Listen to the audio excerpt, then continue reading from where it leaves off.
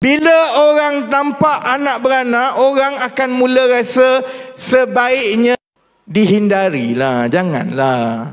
Perdana Menteri dan anaknya timbalan Perdana Menteri itu akan membuka pintu kepada ampu dan bodek.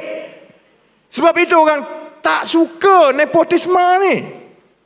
Kita konak kok macam mana pun, maksudnya budaya dalam parti kita, orang rasa kalaulah saya tak suka dan kurang setuju dengan Nurul Izzah pun, saya kena juga cium tangan kerana ayahnya Perdana Menteri.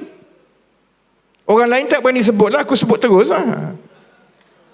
Itu sebabnya kenapa di mana-mana dalam masyarakat mana pun, bila orang nampak anak beranak, orang akan mula rasa sebaiknya dihindarilah, janganlah. Kerana itu akan mengubah persepsi rakyat. Baik, ya?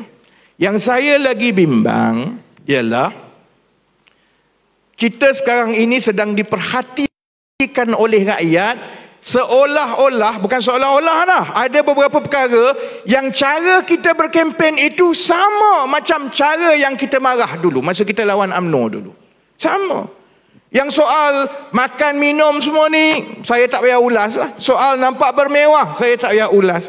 Soal menyusun dan menggunakan media rasmi untuk hentam orang tertentu saya tak payah ulas. Saudara-saudari tahu. Yang